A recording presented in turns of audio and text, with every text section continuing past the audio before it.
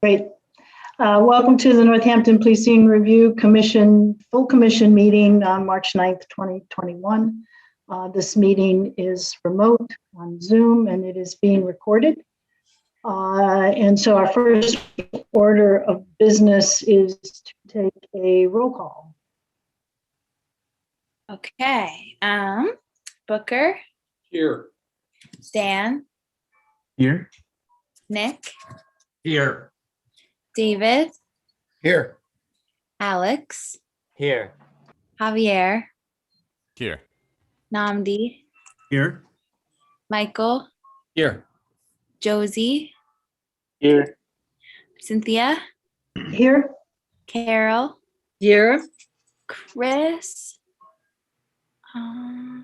Not here. And Elizabeth is not here. Okay. Thank you. Thank you. Next order of business on the agenda is approval of the meeting minutes.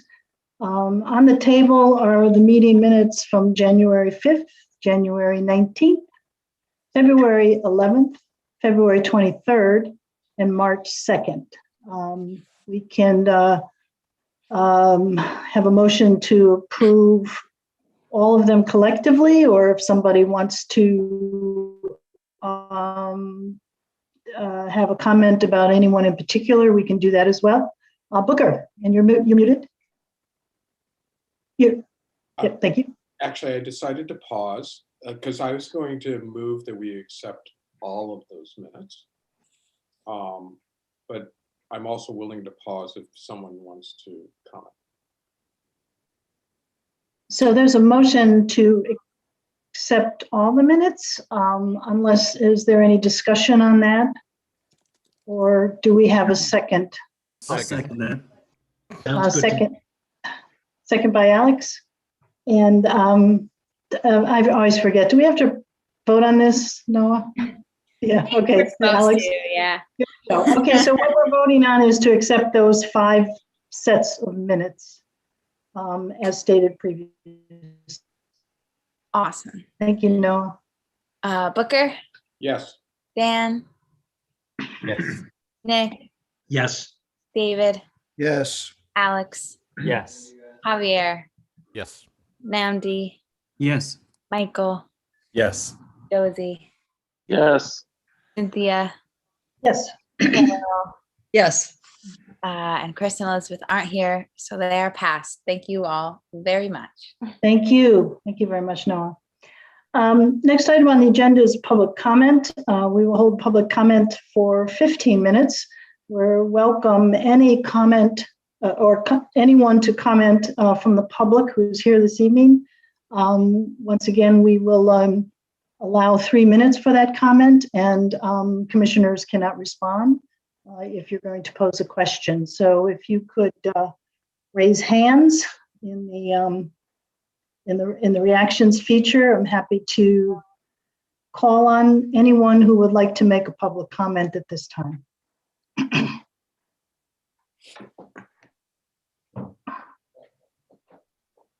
Again, we're in the public comment section. Just want to see if anyone wants to make a public comment.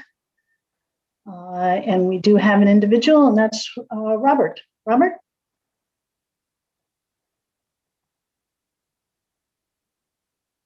Hey everyone, I'm Robert. I live in Northampton, Ward 3. And I just wanted to comment on a few things that I heard at the policies meeting last night. And not to necessarily pick on that committee, as they feel like maybe I have been, but I heard some good things too, actually. For example, David Hoos pointing out that that this report really is not specifically about Northampton Police, it's about policing and the system of policing. And I hope you all keep that in mind tonight as you discuss the report. But then I also wanted to talk about some of the reforms that were discussed. There was something at the very end of the meeting that was really concerning to me, which was that someone from the community had proposed an expansion of the Northampton Police Department's mission, which it was read and put into the document very quickly, but I feel like some of the points that this community member made are like they should be addressing fear, police should be addressing fear that community members have of crimes. And everything that I read about heard about changing the mission of the department, I feel like just expands its reach and does the opposite of reducing the footprint. And so I'd also just like to say I'm not necessarily opposed to reforms. I'm opposed to reformist reforms that have failed for decades, for over 100 years. Some of these include things like community policing and more training. But I thought I would just list off a few ideas for abolitionist reforms that I read from Critical Resistance. One of them is to suspend the use of paid administrative leave for cops under investigation, withhold pensions and don't rehire cops involved in excessive force, cap overtime and accrual and overtime pay for military exercises, withdraw participation in police militarization programs, and reduce the size of the police force. And I think the thing that all of these have in common is that it's asking if it reduces the footprint of policing, if it reduces the funding of policing, and if it increases the material conditions of those most harmed by police. And so I just want you to keep that in mind as you're discussing recommendations tonight, and to ask yourself those questions as you're revising your drafts. All right, thank you. Thank you, Robert.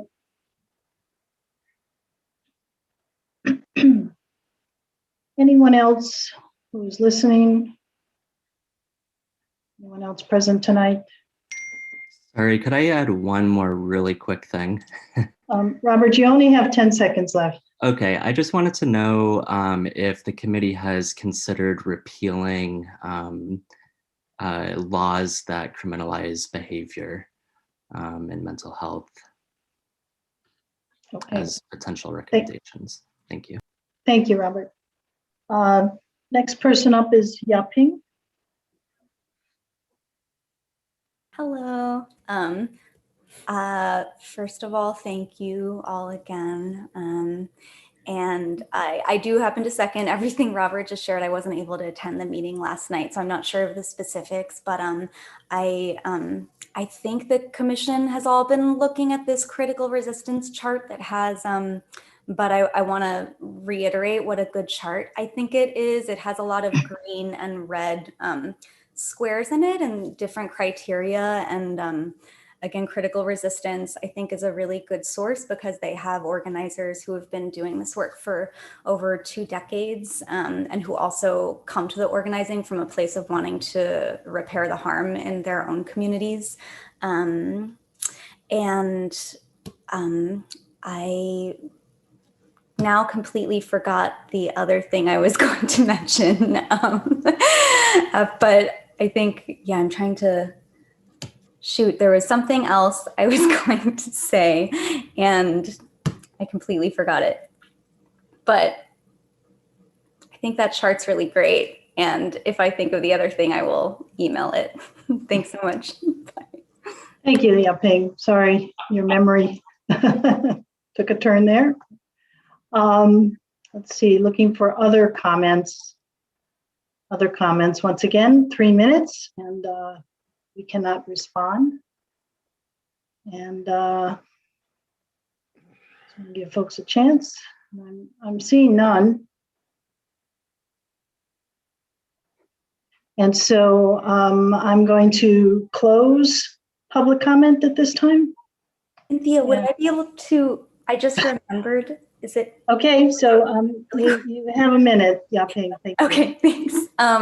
It's related to the chart and thinking about reforms and the difference between reformist reforms, as some organizers put it, and reforms that get us closer to the community we want to live in. I wanted to bring up the analogy that I think has been made in the past about looking at, for instance, a fossil fuel corporation and just thinking about how we would want to go about pushing for a more sustainable community in terms of climate justice, and that we probably wouldn't want to try to push a fossil fuel corporation to adopt better practices when we could instead just invest in other energy alternatives and other modes of building a society and using energy. So for me, there's a really clear analogy between policing and looking at climate justice. That was all. Thank you so much.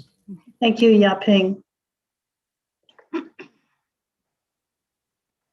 Once again, I am going to close public comment at this time. I don't see anyone else that wants to speak, so public comment is closed, and we'll proceed on with the agenda. We devoted 20 minutes if we need it. If anyone wants to provide any reactions, comments to our Saturday public hearing.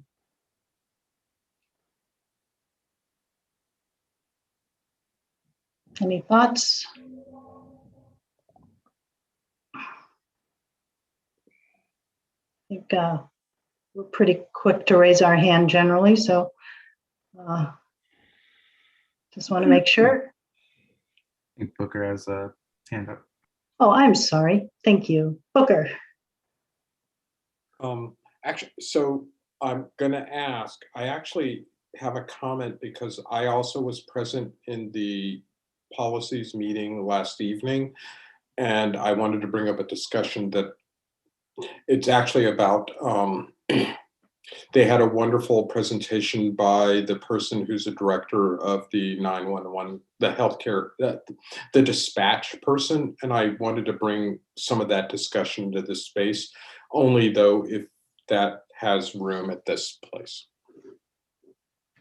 I'm not sure if we can do that. Dan, how do you feel about that? Can we talk about, we're in a public hearing part of our agenda. I'm wondering if this could happen down in the report from the subcommittees.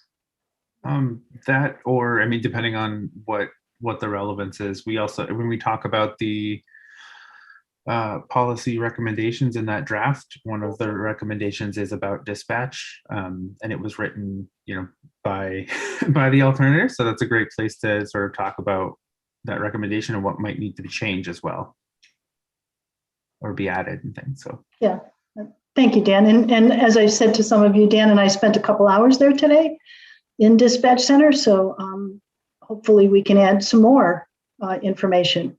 So great. Thank you, Booker. Thank you very much. I'm trying to stay with this public meeting open thing here to make sure we're in the right topic. So anything on public hearing, on Saturday's public hearing?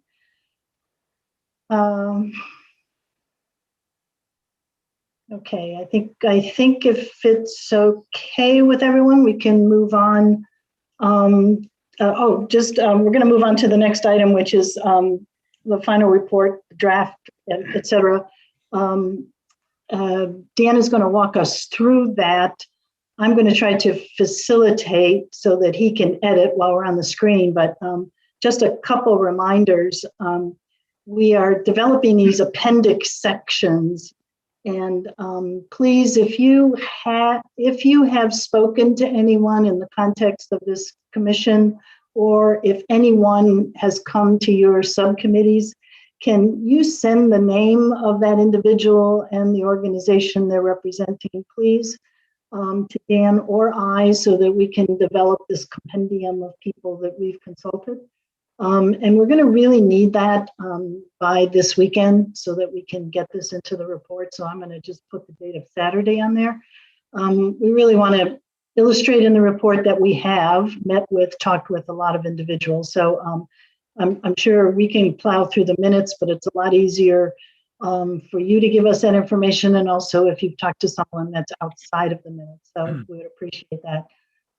The other thing I wanted to remind people of is that we talked about having a section in appendix about personal reflections. So if any of you wanted to partake in that, to have a personal reflection on the how the commission experience was for you, if you could get that to us by Saturday as well, that would be great. And I also wanted to respond to some feedback that we wanted to acknowledge those individuals that left our commission. And so I have reached out to every one of them And so we're coming up with a process, a procedure to acknowledge that. Some individuals want it a certain way, some don't. And so I think just in respect to what individuals' different needs are, but I wanted to let you know that we didn't forget about that. So Dan, do you want to, I'll try to see how hands are raised when they're raised and walk us through what we've done, what you've done, what subcommittees have done, and Dan has pulled this together. Okay.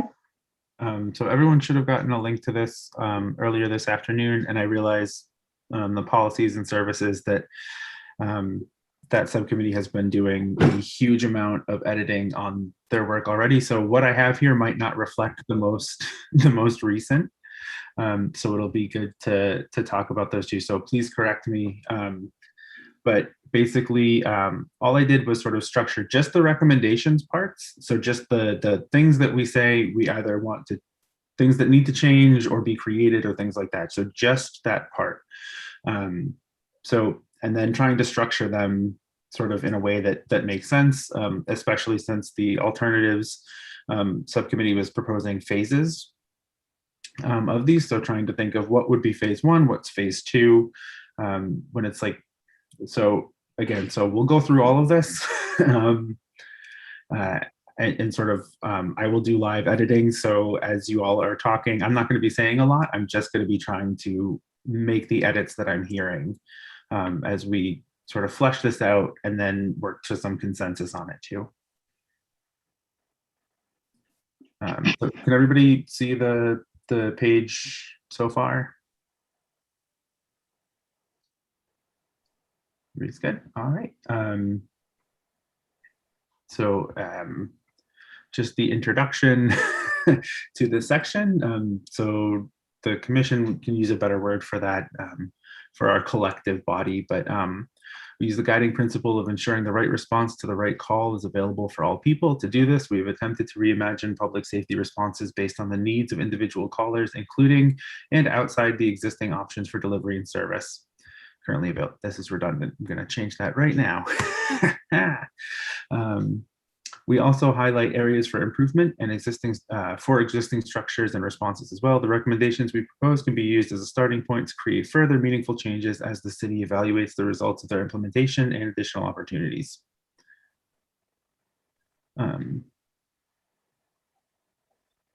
So I guess I'll start. Does that speak up, folks, when there's something that you like, don't like, want more, want less? The quietest this group's ever been. I know.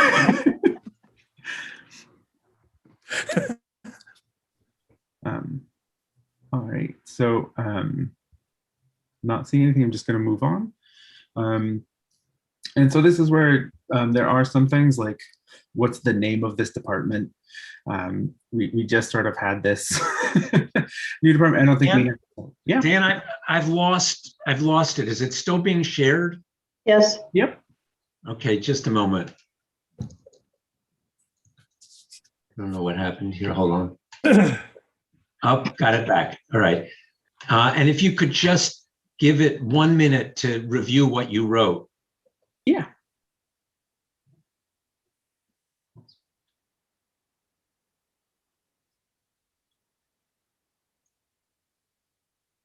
So Dan, we're looking at what alternatives submitted.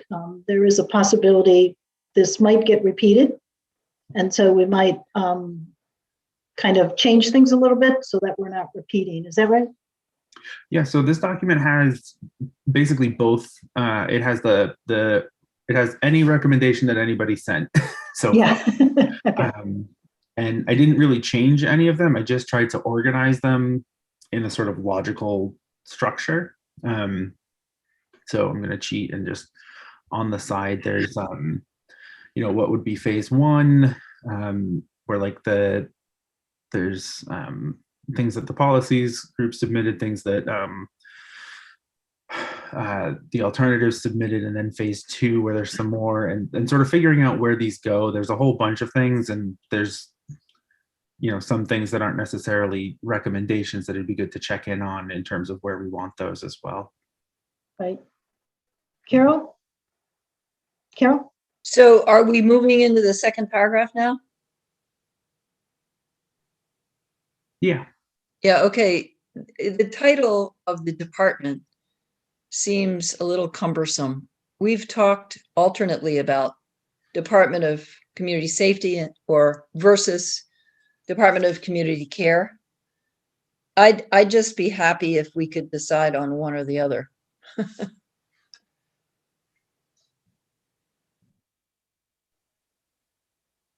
Javier? You're muted, Javier. So I was gonna point out the same thing.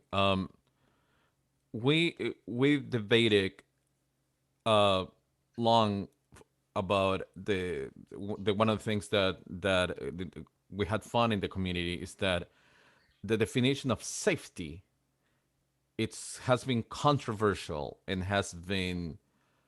there is not a unified definition within the community in Northampton about what safety is, right? Because of it, I would prefer community care rather than safety.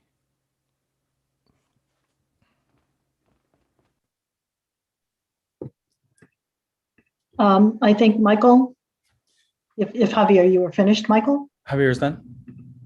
I think so, yes. Okay. I agree with community care, mostly because I do think in the structure of the city budget and structure of the city departments right now, there's referral to the overall public safety, which is multiple departments. It's, police, obviously, fire, rescue, dispatch, even some of the building commissioners' duties fall under that as well. So I would second a community care name just to try to avoid any confusion. Namdi? Thank you. I no objections to dropping safety and keeping community care.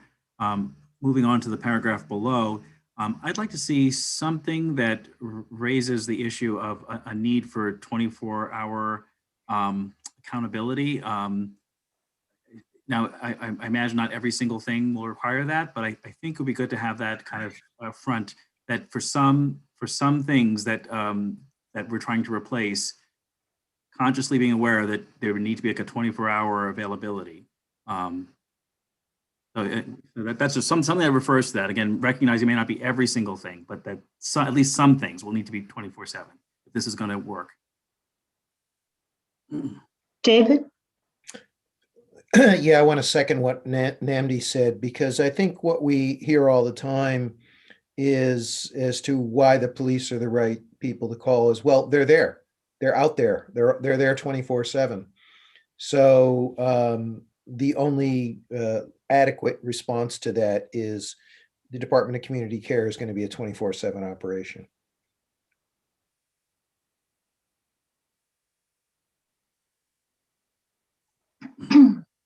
Javier? Yeah. The last two sentences of that paragraph, they should include regular input from the community with periodic open meetings and accessible office. It should be guided. So I find language a little too vague, even more because we were talking about.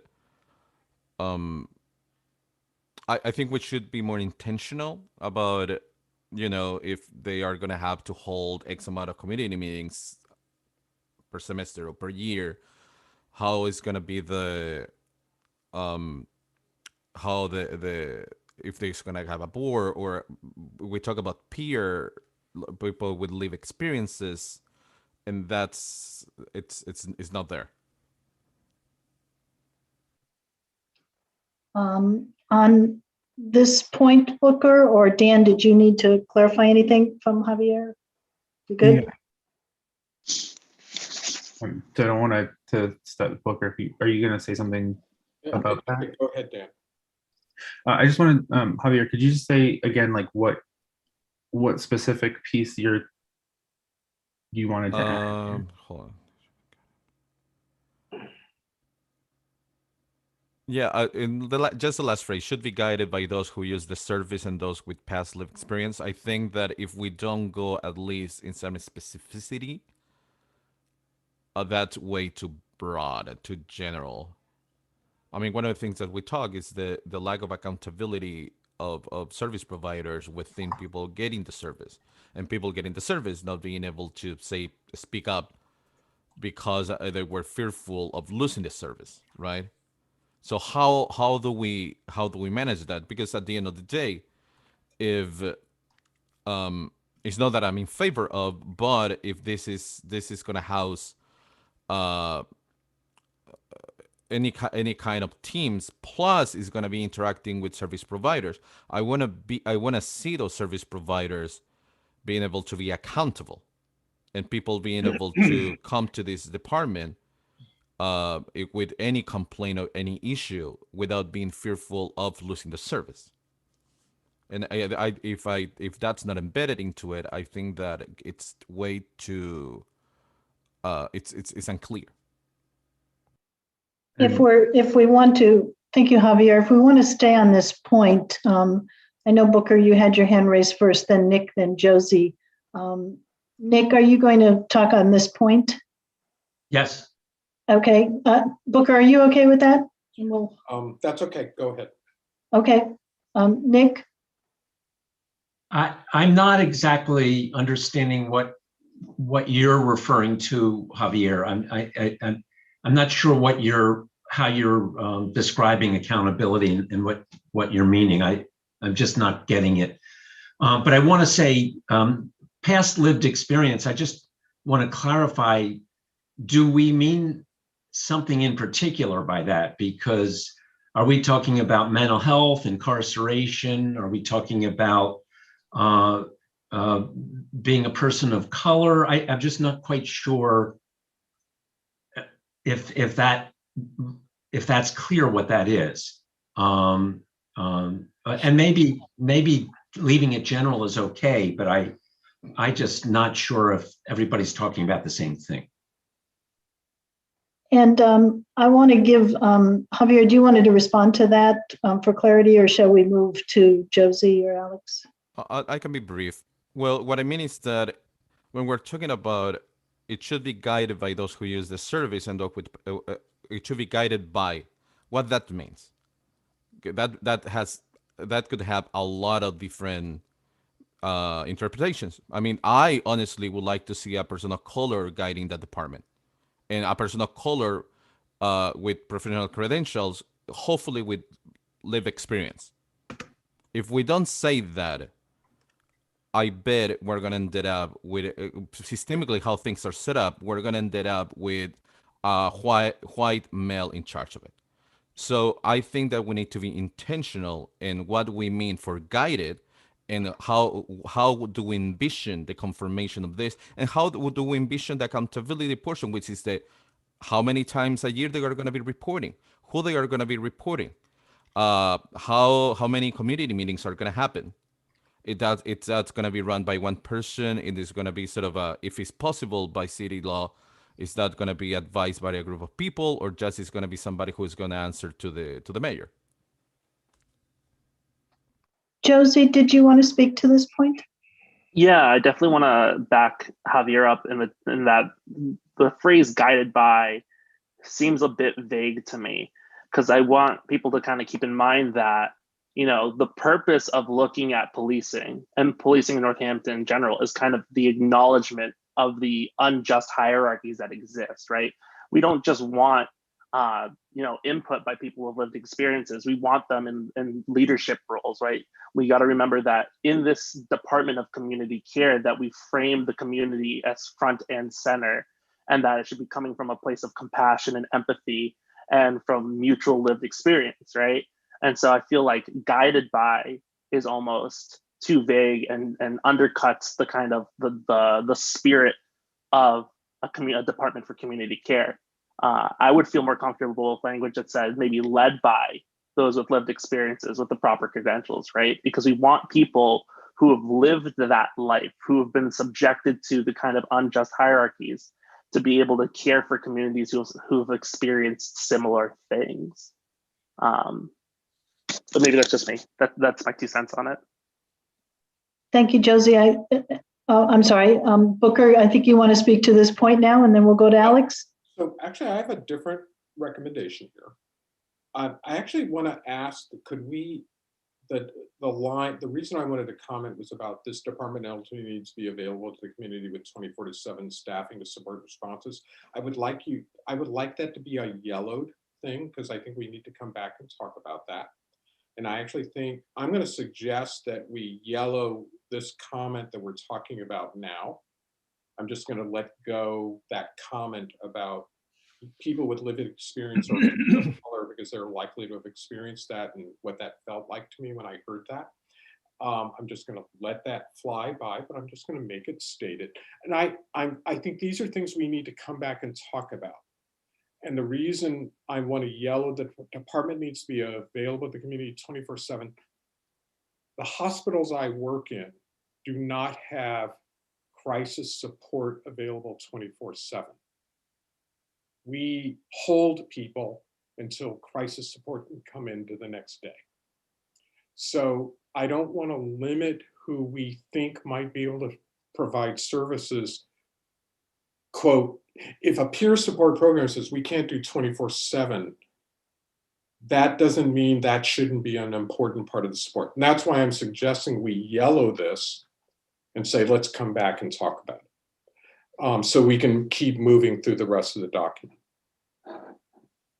And maybe, Alex, were you going to speak to the point? There's a suggestion to yellow it, and I think just keeping in mind, I'm not sure when we'll have the opportunity to come back, so we have to think about how we want to edit it. But Alex, I think you were the author of this, no? Right.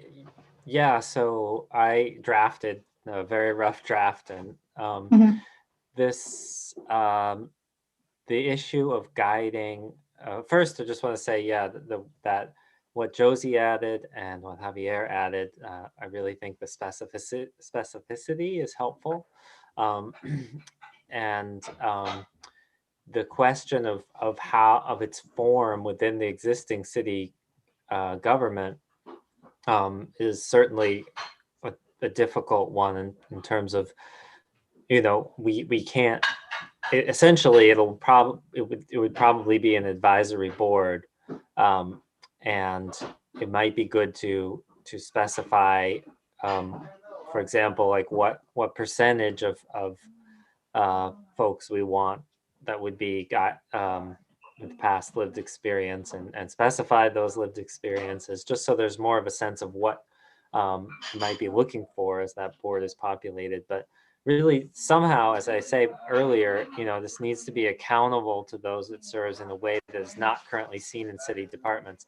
So how do we get that point across and into the form? And I'm not sure about that, how to do that.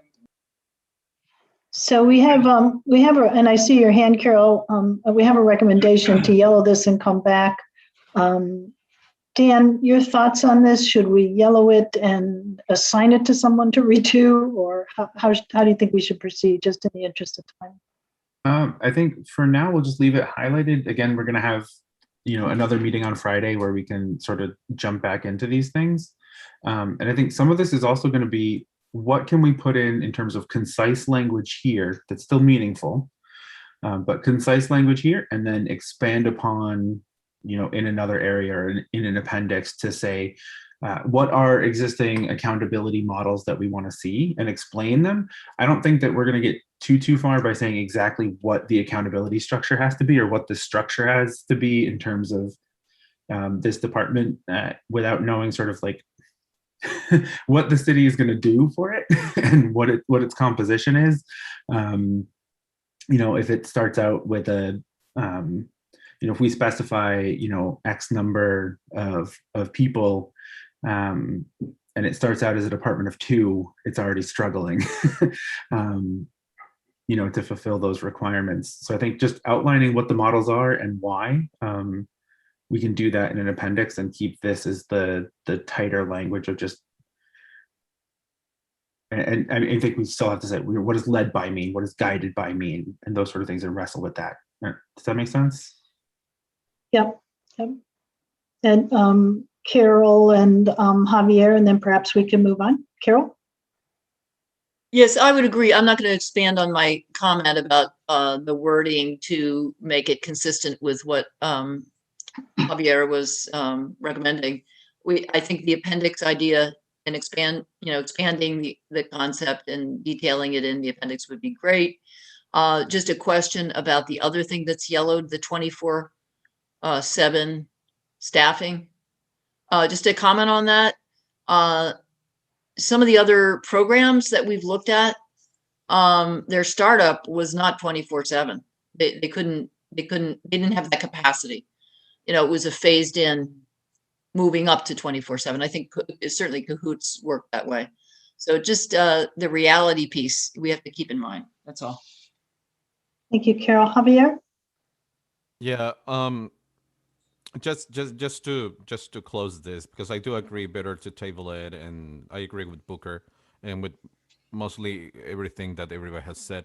What I meant by accountability is that people of color with lived experience are on the governance, oversight body, and leadership positions, right? We can say that without entering in how that has to look, but certainly we can be explicit how we see that. And also the fact that people should not just be consulted, but they should actually co-design the service, right? And even though those two phrases, Rachel Brumberg talk about this, these two things that I just said don't go into specificity, certainly are more specific about the spirit of where we want to go. Okay, thank you, Javier. Namdi, and there's a comment from David in the chat. Namdi. Yeah, just one quick addition that occurred to me, maybe somewhere around that line about the 24/7 staffing. I think we should probably say this agency will need to have a formal relationship with dispatch. We'll talk about this more later, but one thing we learned yesterday is that it's going to be crucial that dispatch is trained on how to interface with this agency. They'll need to be licensed in how to deal with this agency. There's a kind of whole formal thing that I think is worth putting in here, that there's a formal relationship with dispatch. So that's my point. Thank you, Namdi. And I think Alex's hand is raised from prior. Javier, your hand's raised from prior as well. So we can, I believe, move on.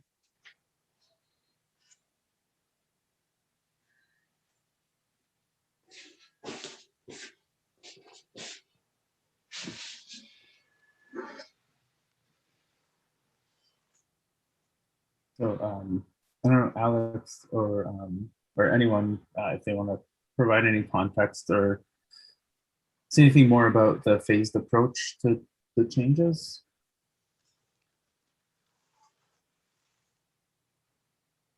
Sure. Yeah, I mean, I think it's fairly self-explanatory there. As far as the alternatives committee was concerned, we identified areas where we felt, okay, we have enough local testimony, we have enough information about how things work here, as well as doing the research of the other programs to confidently recommend a particular path. And so we put those in phase one. And I'm not sure, I know Booker submitted a whole section. I'm not sure if Carol has submitted the section, but that we should, I don't know if Dan and Cynthia, if you got that, but it would be great to get that, make sure everyone has that so that they could prepare comment before Friday's meeting. When we can't send our comment in, but if we can prepare comment, then and have that in written form if we desire, then that written form can go to the chairs so that over next weekend they can do further editing. So just for clarification, so the names after these topics in phase one are more of a recommendation, what should be in phase one, as opposed to a list of recommendations, because the Resilience Hub is in process, as I understand. So Just want to make sure I have an understanding. Well, Booker has written about and submitted, I believe. Did everyone get that? I'm not sure I saw it. I didn't know. Dan shaking his head as well. I didn't see Carol's input. I haven't seen substance abuse. Okay. I believe we were supposed to send those directly to you too, but maybe that didn't happen. Yeah, I sent mine through Noah, and so to be quick, I've got it copied, and I could load if you let me do it, but I could send it. But basically, a lot of what I wrote is from Resilience Hub and Housing First. There are actually documents within the Northampton City Council type stuff. And it's work that they've done and recommended, and I'm actually promoting what they've actually said. Obviously after the meeting we can do that, but we actually do. I agree with, as Alex has said, that this is phase one, not to be put off till next year kind of work. So these are not recommendations. They're recommendations what should be in phase one. Yes. Just want to clarify that. Okay, so maybe we can move on, but we're going to need those documents, right, Dan? So we can get them in here. Yeah. Tell you what, I will send each of you an email with my recommendations. But that doesn't have to happen right now. Yeah. And Carol, did you send it to us, or is it in the floating around somewhere? I thought I submitted it either to Noah or Booker, and I can't remember. Okay, try to. Yeah, let me see if I can dig it up. Resubmitting everything to Noah would be helpful. Okay. Yeah. I'll look for it right now. Yeah.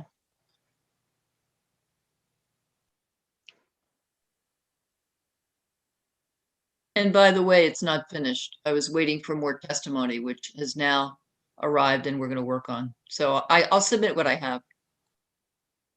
Great. Perfect.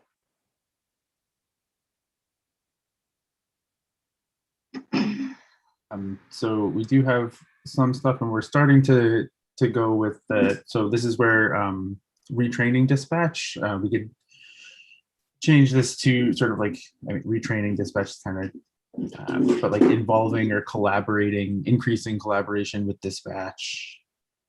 This section, but I know Booker, you had some comments about that relationship already as well.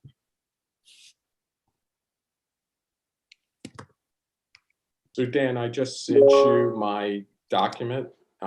It's a first part of the document is what would go into what you just had, and then there's a longer set of things that are within a what would go into the appendices of why this is what we're recommending. Yeah, no, I was at the really wonderful initial part of the meeting with policies and hearing the presentation. And I feel before I talk about it, I ought to hear if Cynthia, I know, is going to meet with the person from dispatch to talk about things a little bit with more intricacy. She confirmed what we had already heard, that they're an independent agency, that they're sort of outside of the police, but they work carefully with the police. I think the things I heard that if I was them, I would agree with, they have a bias to being very careful about liability, and they carefully default towards involving the police in things that they're uncomfortable about or unsure about. Though a large number of the calls they do are, because it's what I do, I'll call it primary care calls. They talk a lot with people who just need to talk with somebody. What I couldn't figure out from the discussions is they also felt like people did not want to be referred to ServiceNet or the other mental health agencies in town that things are contracted with. And I couldn't discern why that was. And the other thing I heard was that they would welcome more agencies that they could refer to from the ones that they currently work with. They feel like they needed a bit larger menu of places to call. Before I go further with that, I mean, Cynthia, did you learn more in meeting with her? Yeah, Booker and the full commission. Dan was with me as well, but I want to clarify when you said they're an independent agency, and that's what Kelly said as well, the director. But that term independent, she works directly for the mayor. And the interesting history is up until 3 or 4 years ago when the charter changed in the city, she worked for what was characterized as a civilian body of citizens from the community. And that was the oversight for dispatch. And then when the charter changed, she was moved under the mayor. So she's a department head, just like the chief of police or the chief of fire is. So that's how that works.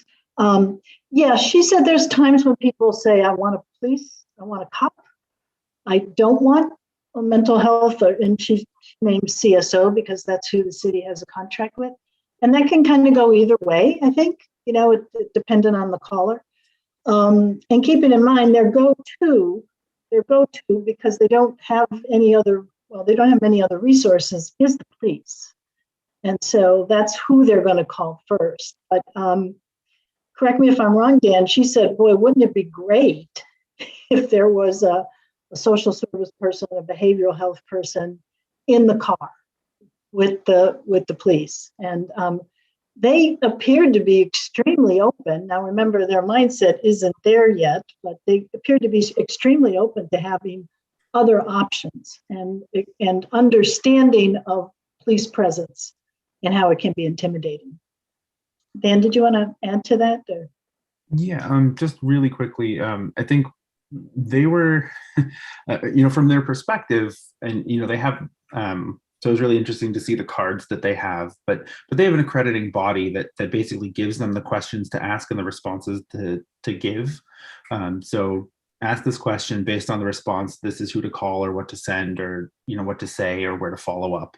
But they have all of those things very programmatically. It's done in these large sort of open binder cards so they can flip through them.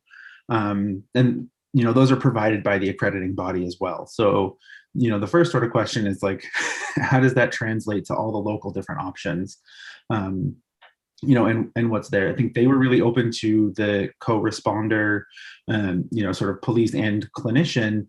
And I think that is in part because they recognize, that you don't always need a police officer, but for them, you always have to respond and send someone.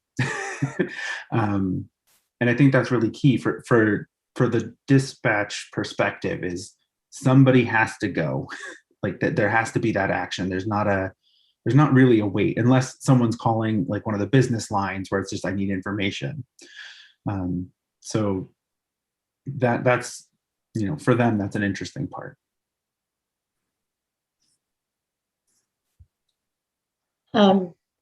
Alex, then Michael. And I'm sorry, Booker, did you have any follow-up for that? I'll wait for Alex and Michael. Okay, thank you. Alex? Thanks for that information and for meeting with them. I think one of the issues I remember from Chief Casper coming to talk with alternatives was how like the idea that it'll take time to build trust in a new system.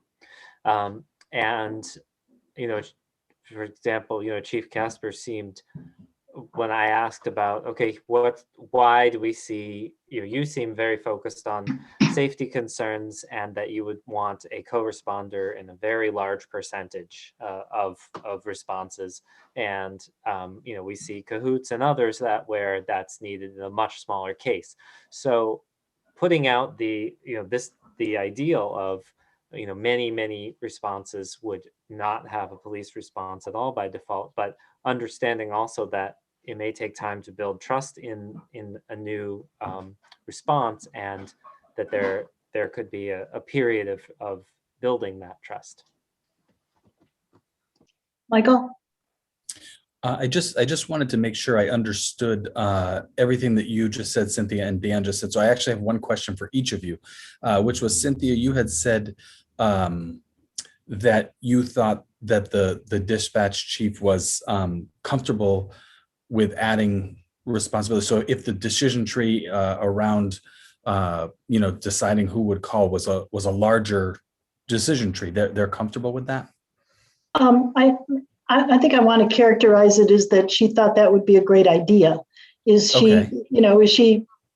she was really like, all the resources I can have, right?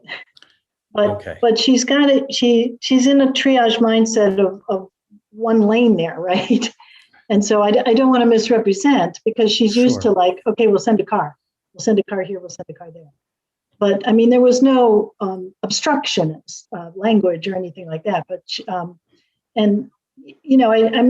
I think we put it. I mean, Dan asked a great question. If you had anything you wanted, unlimited funds in the world, what would this look like? And she's working in a, sort of a small shop with about four stations. And what we're talking about is something really quite expansive. And I don't know how she would react to all the things. But she did hang in there in our meeting last night for a long time, learning what we were talking about, and did some follow-up questions with us as well. So I don't want to misrepresent her. And Dan, help me out if I'm, accurately portraying this. Yeah, I think you're on track with that. I think it was her question is really about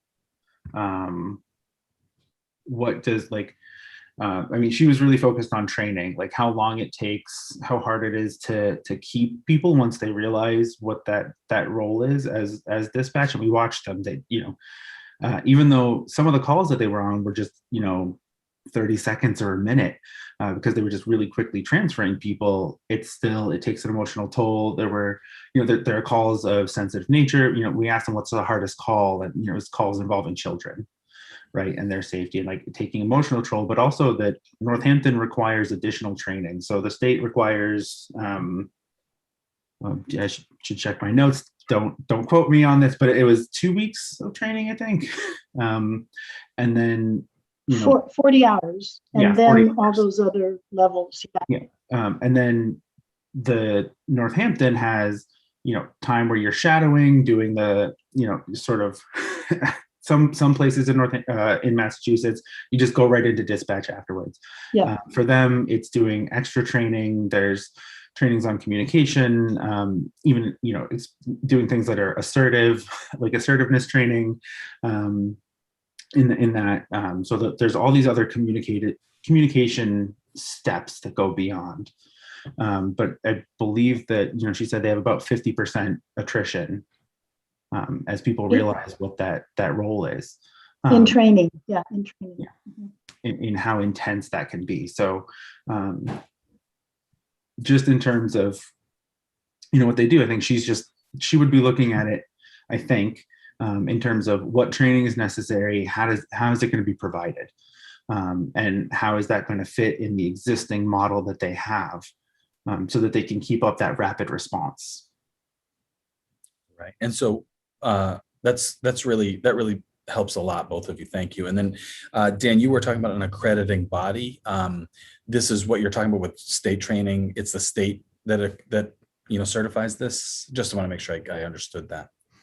Yes, so it's actually an international accreditation, but they have those processes in place so that if there were questions about who got sent where, and if there were problems with it, they can say that we are accredited. This is the process, and that body actually sends someone out to testify as well, to talk about, yes, they followed the process, they did the things they were supposed to do, they asked the right questions, and they did that response that's supposed to produce these optimal results. So that's what creates those binders.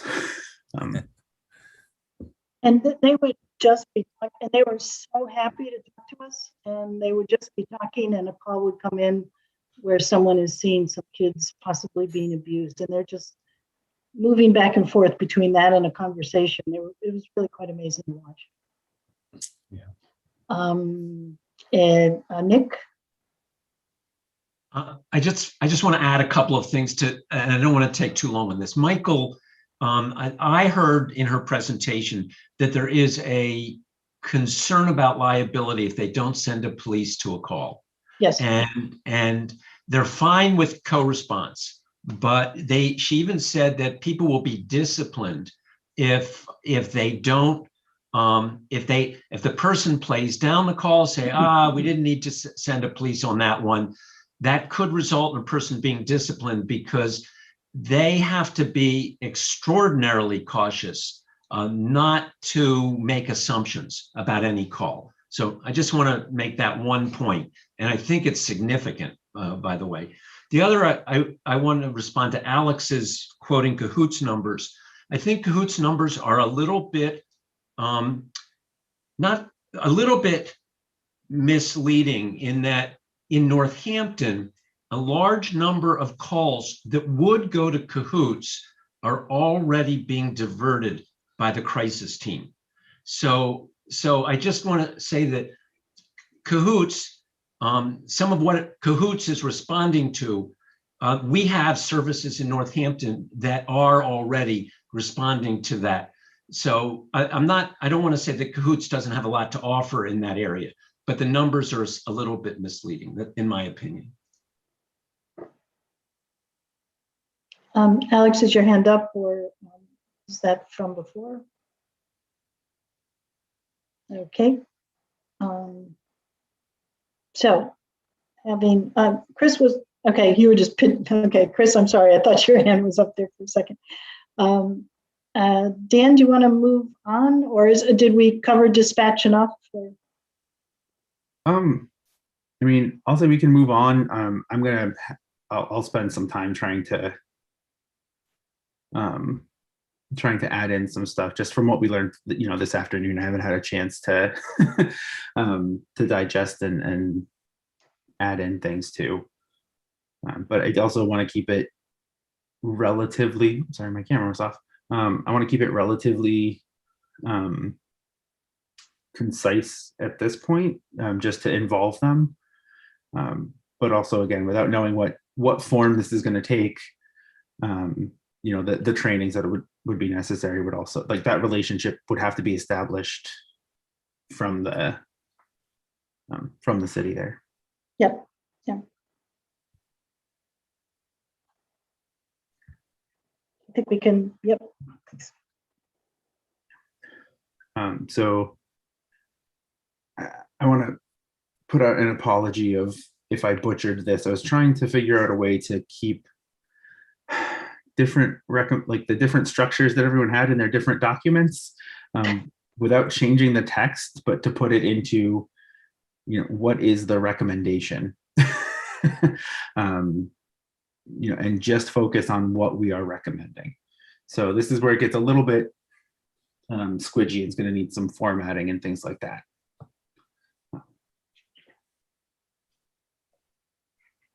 I'm just going to say, could you tell us what we're reading right now? So this is the improvements to the current complaint process. And so this section details what would need to change to have a meaningful process for that review, how that would work. And so changes would include how, when, and where the complaint may be filed. So there's some language that, that's highly problematic, that complaints about the police go to the police and then are investigated by the police and decided by the police. Investigations of complaints shouldn't be done by the chief or co-workers of the officer against whom the complaint's been lodged. A decision on the merits of the complaint should not be left exclusively at the discretion of the chief. The merits and complaints currently are judged as either meritorious because of a finding of the violation of the law, or meritorious because of the finding of a violation of the NPD policy, or not meritorious. So those are the three options. And so recommending more categories of merit be added, and then sort of why. And we heard lots of complaints from people who said they didn't want to go to the police And then there's the penalty for transgressions of the police of MPD policy should not be left to the sole discretion of the police department or union. For example, the community might be empowered to require the assignment of an officer to a desk job who has lost public confidence as someone who can be entrusted to engage with the public in a respectful and non-threatening manner, even when the officer has not broken a law or MPD policy. So that's this section.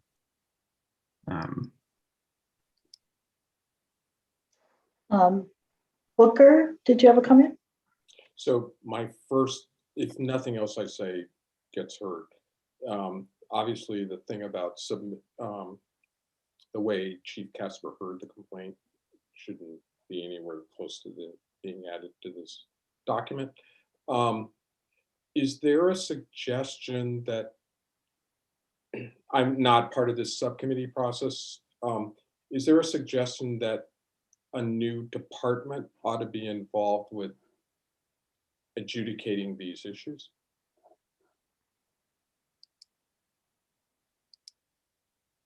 Just one thing before we get too far in is that I also want to say these were what was sent on Sunday or maybe Monday morning. And so I know there's been a lot of rework too. So if the subcommittee wants to speak about these or what changes were made, I think that'd be great. David? I'm sorry, I think Namdi was first. I apologize. Namdi was first. Namdi? Yeah, sure. I just want to say that I was responsible for writing some of this text, and we have made revisions, particularly we have taken out the comment about Chief Casper being dismissive about customer service complaints. And if we knew that this was going to be used in this way, that I think certainly, I could take responsibility, or someone could render the spirit of this in simpler language. So, I mean, this is doing something that's a little different than what Dan was saying he wants, in the sense of it's not just making a recommendation for what should be done, but it's also trying to explain. This came out of the Policies and Services Subcommittee, and what we observed as deficient. We were trying to comment on what we found to be deficient, and I think we were less about how to fix it, although there were some notions about what should not be done. And in a way, I guess what we were trying to do was walk that tightrope about not stepping on the toes of alternatives. So that's why it has this. It kind of is more about the existing, what's wrong with the existing, than saying what should be fixing. How it should be fixing. So that's my comment. And I guess just the question that came up is, are we saying there should be a new department? I think the idea is that there should be independent, so that the complaint lands someplace outside of the police department. That's the most important thing. And that there's an independent kind of auditing option, so you can see what came in and see how it's handled and something like that. But kind of exactly who should do it is not exactly clear to me. So I guess that's my only comment. David? Yeah, I'll just say, I did the first draft of this. It was much shorter. I don't have a problem with the stuff that Namdi added, but the reason that I kept it really short is we had very little discussion about this. I think it was everybody's view that a citizen review board is not a solution to the problems of policing. Having said that, in my judgment, the way it's done in Northampton is just so patently unsatisfactory. And I just wrote a very short summary, probably a third about what's there, and then concluded it by, I think there's still a reference to the website there, that there's actually a whole organization that deals with this civilian oversight of law enforcement. It's NCOLE, National Civilian Oversight of Law Enforcement. So as I said, we spent very little time discussing this, and I don't think the commission should spend a lot of time discussing it, beyond noting that it's really inadequate the way it's done, but it's also not a solution to the problems of policing. So I really, in terms of where we spend our energy, I don't think it should be here. Carol? Just a question, again, not to get too far into the weeds in making recommendations, but I've been curious about whether there's a requirement for union representation whenever there's a complaint. Is that something that is fixed in granite, or? I mean, if you made some recommendation to take complaints to some external body with civilian oversight, does that run up against union requirements? I think it would, but I don't know that for sure. Mhm. I can't see us making a recommendation to go around the union, but I don't Yeah. know. Nick? I'm not suggesting Yeah. that. I was just curious about how it works now. Yeah. Can I, Nick, in my experience working in a union environment, if somebody is subject to an investigation where there might be disciplinary consequences, they're almost always entitled to union representation. Right. Okay. But yeah, I was trying to think that for the subcon or contracts and spending, the union contract does allow for representation. It doesn't necessarily say that it has to be, that they only represent within the police department, right? So that you could still have union representation if the disciplinary actions occurring somewhere else. Sure. I'm just wondering because this section has been edited heavily last night. I think the agreement is the complaint process is not a good process at all for a variety of reasons, and I'm wondering if we could maybe look at that revised language and then work on this as the recommendation for the complaint process to be different. Does that sound fair? And then we can move on. Okay.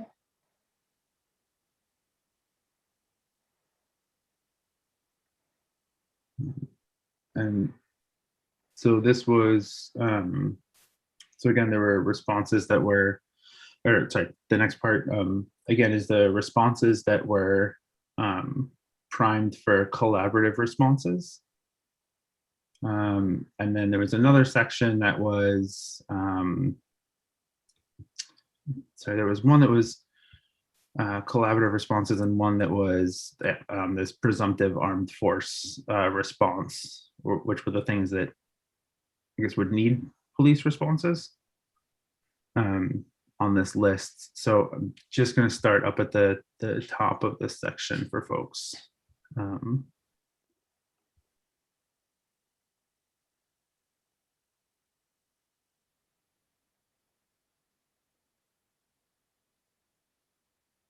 Dan, can I ask a question? Yep. Did all of this come from the policies committee? These recommendations, yes. Yes. Specifically. So I just want to explain how the policies committee went about this. We took all of the services and divided them into one of three categories: armed police response, cooperative or collaborative response, or unarmed civilian response. And we explained why each one fit into each category. So this is right here is the collaborative, the middle category of those three categories, in case anybody was wondering.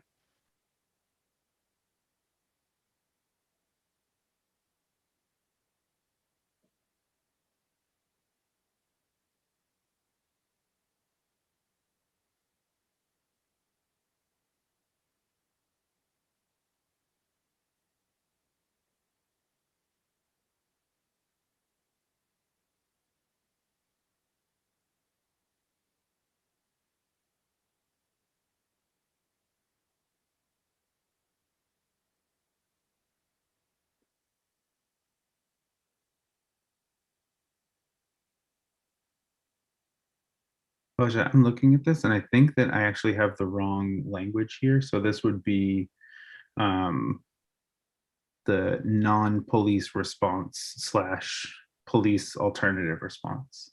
Okay, I read that wrong. So I apologize there.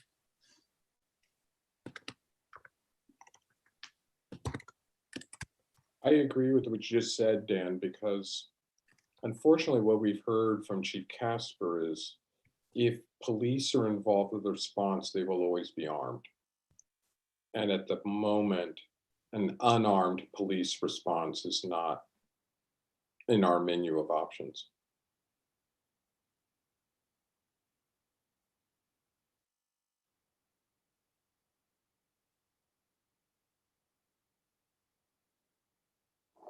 Carol? Question again. Is well-being check a language that you heard at dispatch? I think it's I thought it was a wellness check, but maybe it doesn't yeah. matter. They were using the term wellness check. Were they? Okay.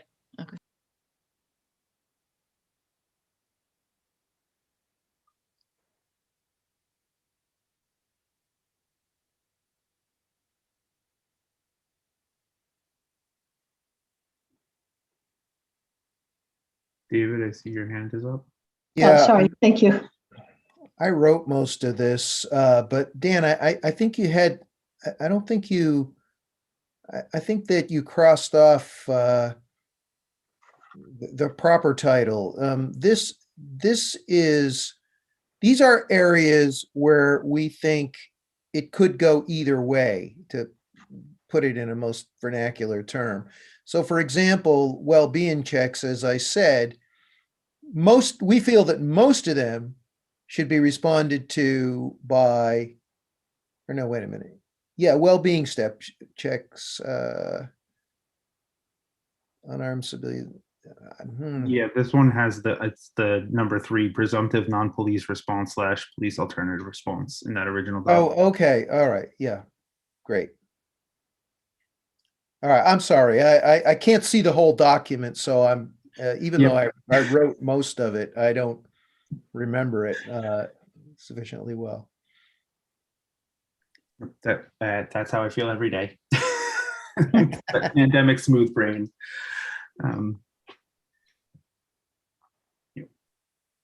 One thing that I did, I do know, and I don't recall if this was spoken about last night in the meeting. I had to leave about 15 minutes before 9, so I also missed some things. But this is also a language thing and a definitional thing, but there's a note of preferring behavioral health to mental health. And I think if we're going to include these, we should decide on sort of what we'd like to do. So I think that's a good discussion, or a good discussion to have too. I think Nick has an opinion on that one.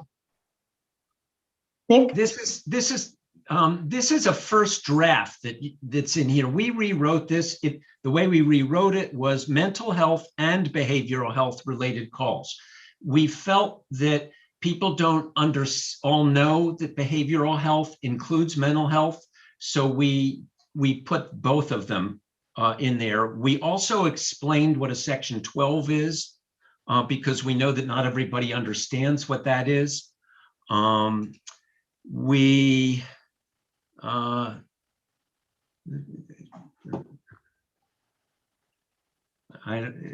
Most of it looks about the same.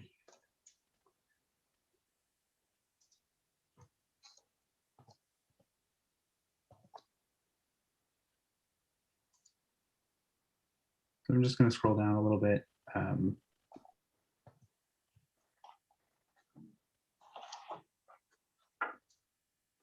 I'm being complimentary now, but I was quite impressed when the people from dispatch talked about how they also advise people how to go towards Section 35 services.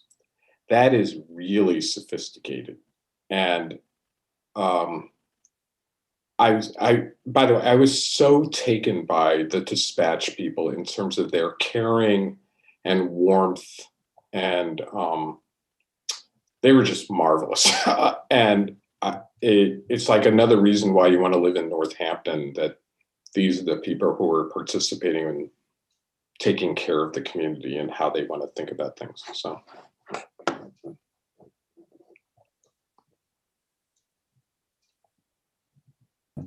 Just to follow up, that was, as we're sort of talking about this, that was one of the things that they really, they seem to take seriously and we're really sort of concerned about, is that they do have limited options, and like they used to have a whole set of who to call for what outside of, their the job that they have, so that if someone called not an emergency, but I'm worried about my child or a neighbor, things like that, that they had, again, that sort of like list of resources. And so I think the more resources you can give them and present to them, they can present those options out and give them to people too. Yeah, she talked about trying to call other substance abuse treatment services and other things. It was really sophisticated what they were doing and hitting their dead ends. So anyway, I guess I'm speaking to is these people are just really trying to help people, and that's what's marvelous. I just also want to point out that historically, the woman that spoke, she's been there 22 years. Oh. And she said when she first started, the police were not called on so many of the issues that they're being called on now. And so I said, what do you think changed? And she really couldn't answer that. She just said, she goes, maybe, what did she say, Dan, maybe 8 years ago or 9 years ago? It just flipped. And police were called on so many things that they never were called on before. And I don't know if it's the increase in mental behavioral health illnesses. Drugs, I'm not sure. I mean, it could also be just what services were available too. Yeah. She brought this up as well for dispatch, because dispatch is also a 24-hour service. And if you don't have anyone to call, after hours support for offices like DPW, their 24-hour phone line is the dispatch. All of the schools have, if you call, the schools can call. So if there's an overnight janitor or something and something happens, when they call for help, it's dispatch. Even if they don't call 911 and they call the after-hours support for the school, it goes to dispatch. So, I think there was, just like the police, they got hit with that sort of you're the response, but also, 8 to 10 years ago was, our, the last recession. We think that did see a lot of different services sort of disappear. So I'm willing to bet that was also sort of part of that relationship is there's no one else, call the police for these things, but they started. There's an example that she gave for, if someone goes to the hospital for an emergency, but they don't have a vehicle, they used to provide ride vouchers so that someone could go home. Now they don't do that. And so people will call dispatch and say, hey, can you get the police here to bring me home? And the police do. Yeah. The police do that now. And, she said that before they weren't doing that. And that there was also a shift in sort of the customer service sort of orientation of the police department itself, and what calls it would accept or not. So this is a difficult thing for me, is that I'm aware that the police are actually doing marvelous social work in the community. And I'm aware of individuals who are homeless, who are really being helped by the police, being fed by the police.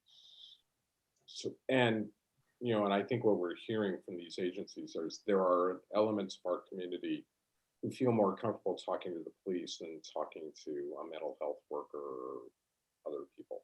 So it's a reality, and it's a part of what's going on in the policing. I can't work on that because my information sources are different. But I happen to know that it's going on. I think it's part of what's marvelous about living in the community, but there's also another experience where the police aren't doing things right for everybody. So,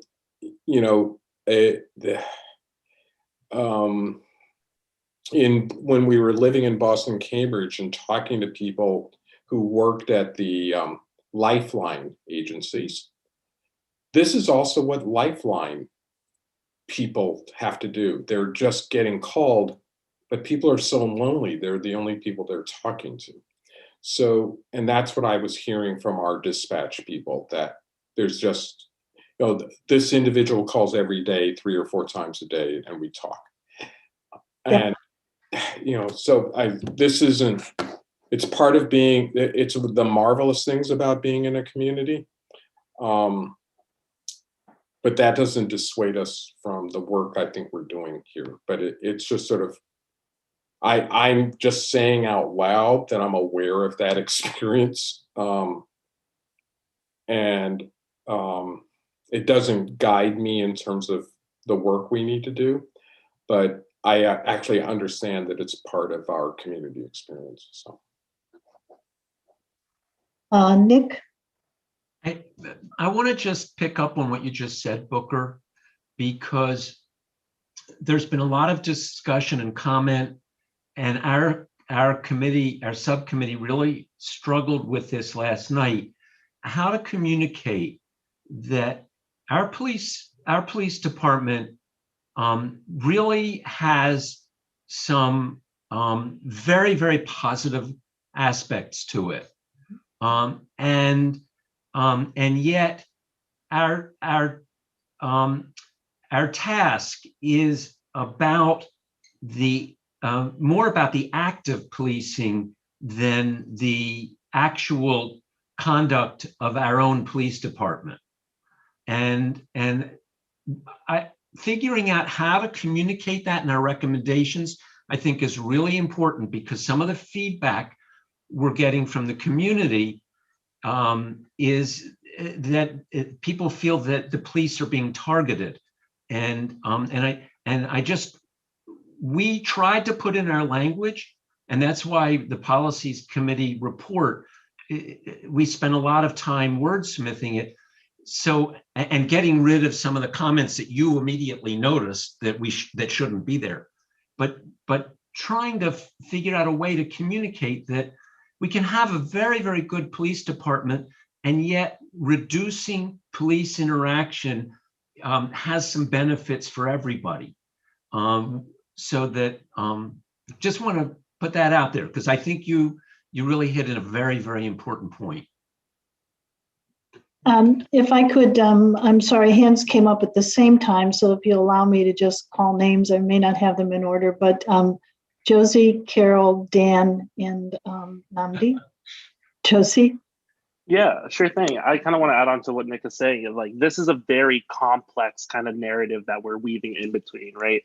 The whole reallocation of funds is not done as a punitive measure to punish policing. And it's not to take away from any of our community members who have had positive experiences with the police. I, for one, think it's very beautiful that they've had positive experiences with the police. But the fact of the matter is that over the last few decades, police have taken on more and more responsibilities as social welfare programs and all these other really great programs have been stripped away. And so what's on the police's plate is so much. And we're not saying that they can't do all of those aspects well, or that they shouldn't be doing some of them at all, but like, we're trying to get some stuff off of their plate, not as a punitive measure, but as a way to empower our community. And though there are those people out there who have had positive experiences with the police, there are also people who have had negative responses with the police. And on top of that, there are people who like do not use the police at all and because there are no other social mechanisms for these people, they go unheard. And so it's not about taking funds away from the police to punish the police, but in fact to empower our communities by reallocating money away from the police to these social programs, getting some of the responsibilities off of the plates of police so they can focus and do the things that they do so well, even better, right? And have more people engage with these mechanisms that we want for our communities. Right? None of this is about punishing policing. There is an acknowledgement of white supremacy hierarchies here. But again, it is about empowering the people that those white supremacist hierarchies have gone and hurt for so long. And so I just want to that's my piece, basically. Thank you, Josie. Carol, then Dan, then Namdi. Well, Josie said it all. And I hope that there will be some language in this final report that says almost exactly that. I see the default to the police in the last 8, 10, 20 years, however long it's been, as defaulting not only broader public safety and security issues, but public health. And so I think somewhere in our report, we need to say, and I'm just wondering about that powerful testimony you got from the dispatch woman who's been there 20 some years. I think that's powerful testimony. I don't know whether you can reflect that in the report. Just somebody's observation who's been there has watched this trend. And, if we state it as a trend and nobody's fault, it just happened. I think some of it has occurred. It's fallen on the police because, among other things, and I don't know whether Nick would agree with this, but in the recontracting of crisis responses, the state has, and insurance companies and the state have really gone more technical in terms of what they want in the way of outcomes for the contract.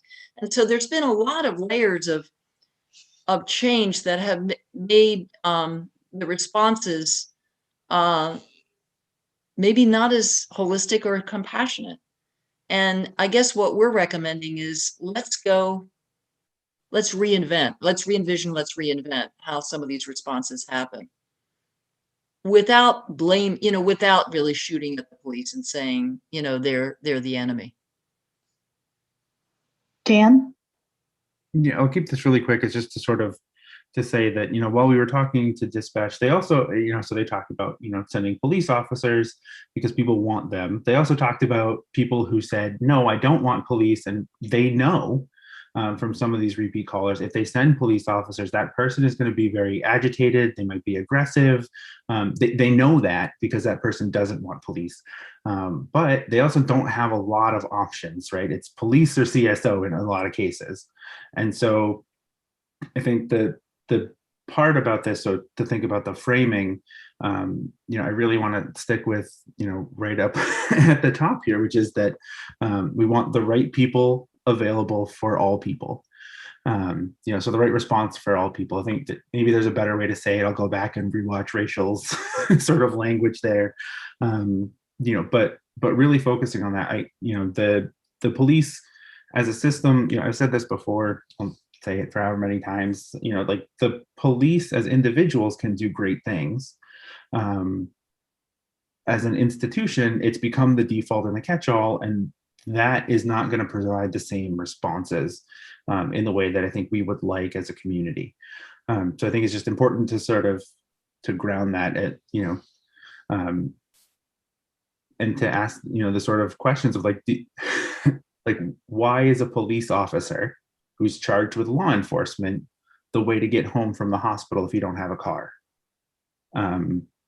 Like that sticks out to me as sort of like well, that's a nice thing, but there should really be unarmed response. That shouldn't be officer time. In those sort of ways. So I think just that part of it. That's all. And just to remind folks, it's 7:33, but Namdi? Yeah, I just want to say that I'm pleased to see that we have been discussing ways to acknowledge the positives of the Northampton Police Department in particular, and that we can kind of coexist, we can kind of agree upon the negatives of policing as an institution and the needs for reform, and all of those things can play nicely with, and the weaknesses of the Northampton Police Department. But I do think it's important that we are explicit in our final report about acknowledging the strengths. There should be a tone that of gratitude, for people who work all through the night to make sure the community is safe. They may not do so in the way that we think they should always, and if we find fault, we should criticize that fault. And if we think they're doing jobs that they shouldn't be asked to do, we should do that. But I do think it's important that we say it directly, and if we don't say it, I guess we should also be responsible for the fact that the effect might be that it might be received by the department as if we are criticizing that.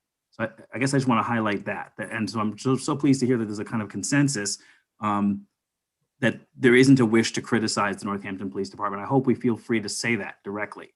I think they would appreciate hearing it, and that there's some sense of gratitude for what they do that we think is positive. That's all. Michael, I just want to make sure, did you have your hand up or, okay. So Namdi I think pretty much, Namdi said what I was going to say. Okay, thank you. And Carol, your hand's down, right? Or did you want to say something again? Okay. Dan, how can we proceed here, knowing we have about 20 minutes left, 25 minutes left? Yeah, so I mean, in these, we can all look at this document. If you do have changes as a subcommittee, if you want to send them to me, and I'll sort of include them. But I think just being able to see some of these together, I think this is really helpful. Oh, go ahead, Nick. Dan, can I just clarify? We do have an updated version of this entire section. Can you just slip that in instead? Yep.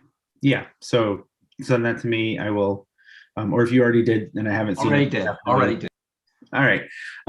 So if that came in this afternoon, I'll make the changes and get this out to folks. I think the next one, so these are the ones where there's the presumptive armed police response, and so it lists out again the justification for why police would go. I'm not sure if this belongs in like an appendix somewhere of like, and with a recognition of like, yeah, there are plenty of things that the police should, or that we expect them to continue to do, and then list out why in that appendix. But to keep this as like what we're recommending be, it's the question of what we recommend is changes to be made or improvements or identifying areas for improvement, or do we also include things that we don't want changed as part of a recommendation of like, we recommend you don't change this. I'm not sure how that goes, or what would make sense there. But so just thinking about some of these things structurally and how we want to write them. But these are the ones where there's the sort of the general recommendations here. And Booker. Booker, sorry. I'm really glad that the Policies Commission came up with this. Here's what we feel that police response still needs to be present for. And I think it's really clarifying. I think it belongs in appendix. I've got to say, as I was sitting thinking about sort of, I don't want to go further with this, but sort of drug arrests or things. If you decriminalize drugs, that's out of the scope of our committee. A lot of that goes away, and that's what's going on. Something I'm going to just highlight, so I hope we have time to come back to, is sort of what domestic violence response ought to be. Yep. And I think the Alternatives Committee is in a conundrum about that. So I'm just bringing that up as something I really like to have us come back to. Elizabeth?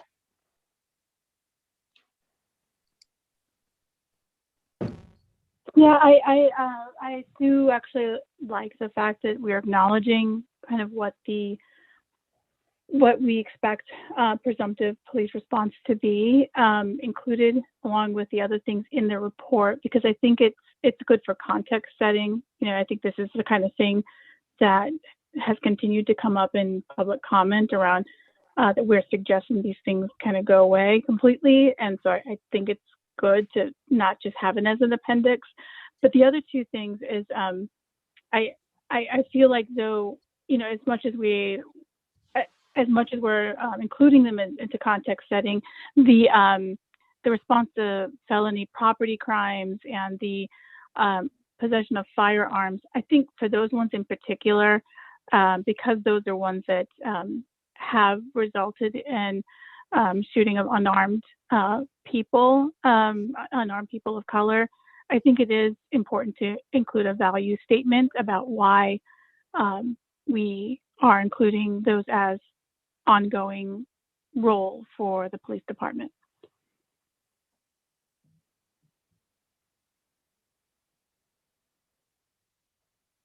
And just to, I just want to clarify the value statement. I'm not sure I have a good understanding of it, Elizabeth, just a little more on there.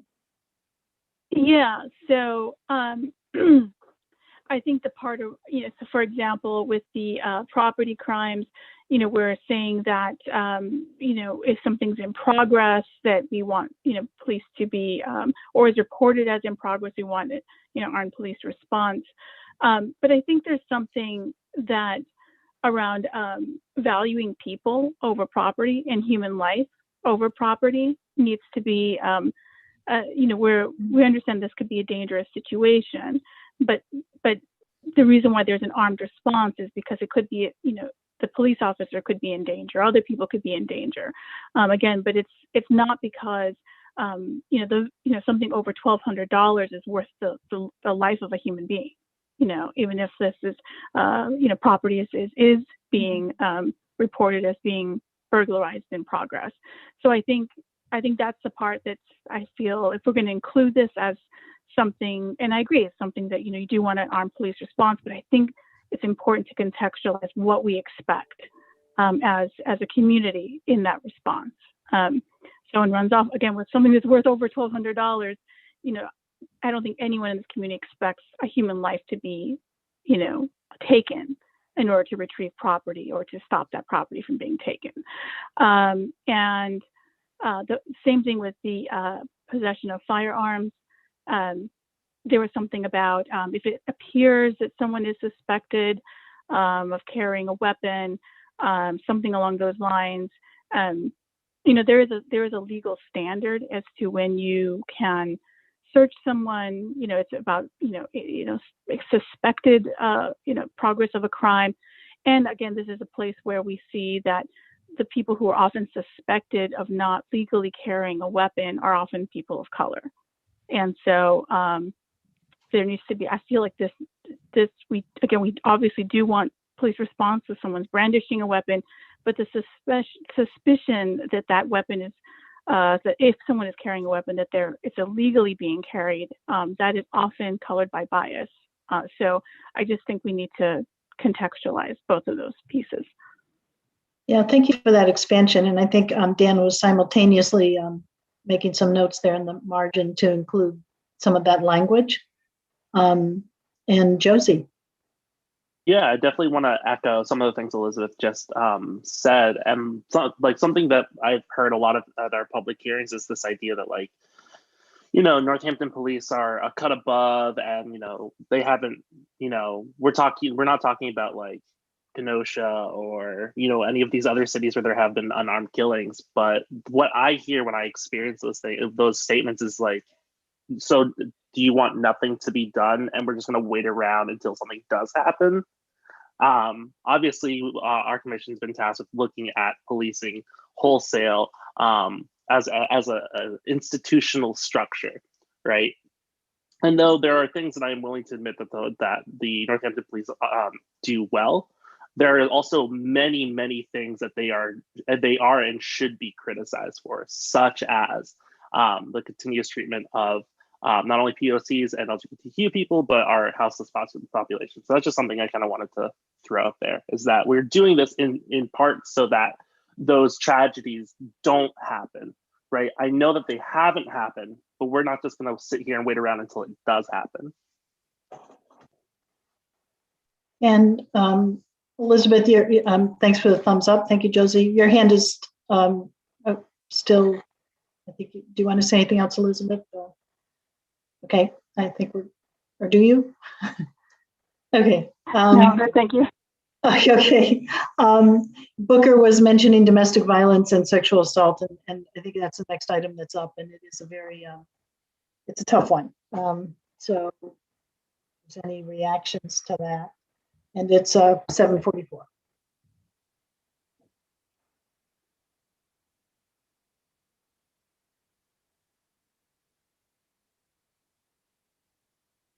Michael? Thank you. I had a question for the top of phase 2 before we get into the specifics, but I do have a comment on domestic violence as well.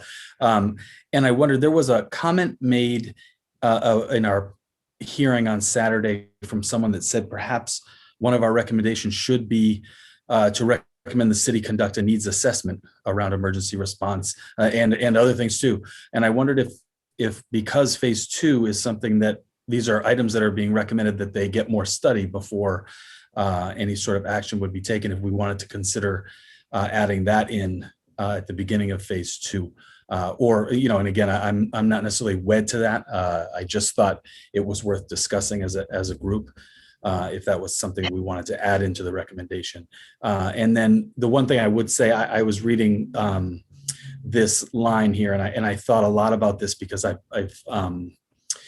have some personal experience in history with domestic violence and the Northampton Police Department responding to a call that I was a witness of. And this sort of idea here about removing the person that's the source of violence was handled very well by the Northampton Police Department. And then, I think it's worth noting that, and it's mentioned here, and I think this is very accurate. So I just want to compliment this paragraph is what it comes down to, that very often people that are being abused, they don't want to lose their partner. They just want to stop being hurt. And so I would just wanted to compliment the paragraph and say that I appreciated it. Thank you, Michael. If I could jump in too, and just because you brought up needs assessment, and Dan, I'm going to put you on the spot because of our parking lot conversation. Dan, you take it, and then Javier, and then we'll get into domestic violence. Yeah. So I think, and I'm not sure where this goes, but I really do think that the city is going to need to do some real needs assessment to figure out what it actually needs. I think the chief is unclear on sort of exactly what, like, in terms of like holistically what they're doing by the numbers, because getting reports out is difficult. Dispatch as well. Kelly's been working really hard on our request to say, like, what do you do numerically, and really trying to get that data out. But I think even deeper than that is sort of that to really dig into the weeds of what that budget, what the budget is for the city, what the budget is for the police department, what they're actually doing, and doing that sort of time accounting. I really think they're going to need to have some form of consulting that has that expertise that's beyond what we do. And I'm happy to reach out to there are a number of different organizations and companies that do this. The one that comes to mind is DH Analytics, which helped with Austin, looking at the Austin budget. But they also they did more than just the budget, right? They looked at what the time is, what the officers are doing in there, what services are being provided, how much, like what the actual call volume is, just both frequency and time spent. And to really do that deep analysis and look at, multiple years, we've been trying, but it's beyond us. And I think that sort of evaluation is going to be critical in terms of scaling up. It does also mean that there's going to need to be some investment. Those usually aren't free. I mean, we can ask them if they do pro bono work. We're such a small city compared to the, million-person population stuff that they've done in the past. But to really get at that and to get that understanding, and to get all of the relationships that exist as well, because as we all know, Northampton has so many different nonprofits and organizations and centers that all sort of interconnect. But there's often not necessarily a policy in place or a contract in place. It's all of these sort of things that are implied, and they're taking all of that we don't have all that information. So I think that's going to be something. So yeah, that is on my brain, like burning a hole through my skull, really, like as I keep thinking about it and think about like what information is going to be needed beyond what we've requested and what we've got. So yeah, I would say that in phase 1 at the very bottom, I put or there was an evaluation of success. And so there's sort of this of like, evaluate the success of programs. I'd love to, and maybe this probably goes into an appendix, but to talk about what those evaluations should be, could be, but also put in there about like, part of this evaluation is maybe that it's a third-party entity with expertise in evaluating those things. Javier, then Alex, then Carol. Yep, I'm gonna voice that I really like how this section it's written, and also I like the idea of phase 2 in relationship to those topics and situations that we haven't either been able to discuss deeper, or we have tried, but we haven't been able to get service providers related to that come forward to talk to us, right? What I would like to see, though, so one of the groups that suffers domestic violence and sexual assault that is proactively not calling the police is undocumented folks. If that can be mentioned, that we heard from people in relation to domestic violence, sexual assault, and we heard people who want involvement, people who doesn't want involvement, right? But also there are those groups as undocumented people that the fear is not just getting the police involved, but it's getting the police involved because somebody in the family is going to end up being deported, because the family is going to be separated, because the children are going to end up in the system and separated from their parents. So I think that it's important to talk about that, having in mind that there is an undocumented population in Northampton. Thank you, Javier. Alex? Thank you for that, Javier. I was curious, so there is the appendix as well, which is much longer, although I don't believe it currently mentions undocumented folks.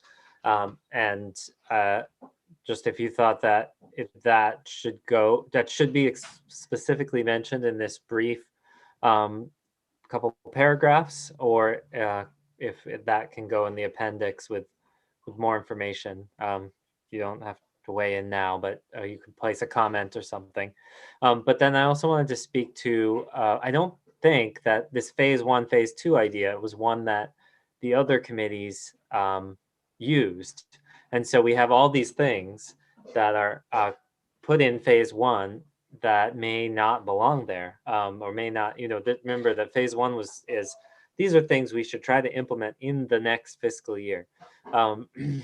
Or move toward implementing, and so that's that. So just for those committees to perhaps think, do we want do they want to put all the recommendations in terms of a phased approach, or should it be sort of moved out of this phase 1, phase 2? So why don't we hold that question? It's a great question, Alex. And if we could finish up the topic with Carol and Elizabeth. Carol? This is not on that topic. I'm going to have to leave abruptly for a couple of minutes, but I wanted to put out a question that needs to be considered, which has to do with the use of direct quotes from testimony that we actually things that we are now receiving through the outreach effort. And Javier is actively involved in copying and pasting them into documents so that we can, the outreach subcommittee can make a determination of which might be valuable to send to whatever subcommittee and be inserted in the final report. So here's a question that I think needs to be considered. How much are we going to use quotes? Because in this wonderful, document we've been considering tonight, at least we haven't looked at what's going to go into the appendices, but in the body of the report, which is what we're looking at mostly tonight, there hasn't been use of direct quotations from our public comments and so forth. So I think I'm going to have to rush out for a minute, but I think either now or sometime soon, we need to consider what the preferences are of subcommittees for the use of, primary testimony.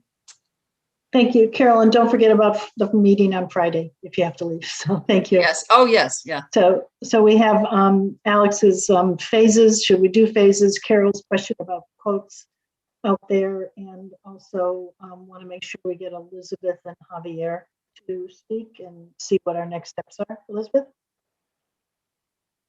Thank you. Speaking to the phase 2 domestic violence sexual assault piece, one of the things that again, I like the tone of this paragraph. My only thought around it, though, is that we heard the chief testify that though things like the intervention project and victim support and all those things are great, that they're not universally available all the time, that they would require additional investment. I think that this is the type of thing we should talk about where investment should be. I know I like the comment around additional study, but the idea around recommending for additional investment as well in terms of these survivor support aspects. And also, again, going back to the value statement that, if that this not be considered, like mental health and these other pieces, we as a community value the work that the police department are doing in this area. And if we value it, then it needs to be something that's not a kind of a choice, whether or not, if you're a police officer, you can decide to opt out of, being trained and being, having a deep understanding of this area. You wouldn't have a police officer kind of opt out of, gun range training because they just don't feel like it. That's not their thing. If this is a violent crime, these are things that one of the top violent crimes that can happen to a person in Northampton, and so it shouldn't be optional. It shouldn't be whether or not someone is kind of interested in it. It should be a prerequisite to be a Northampton police officer. You will be someone who is going to be deeply ingrained in understanding the appropriate responses and working with the other community members and the other supports. This shouldn't be treated as a side issue. It's not. And so the type of investment in personnel and time and training needs to be required as part of the response. Thank you, Elizabeth. It's 8:56, and we've missed subcommittee reports. We have some things we need to talk about, the phases and how we're going to put the quotes in, and also some of the domestic violence comment. What's the group's pleasure? Should we meet again on Friday and finish up this document with the new incorporations? Any thoughts? Is that Dan, you raising your head?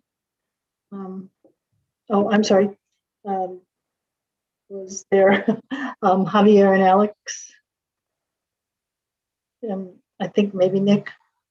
Yeah, so I'm all for going to Friday, but I just want to clarify something. So if anybody's interested, so I'm working on a spreadsheet with all the testimonies that had been added to the record in the minutes, right?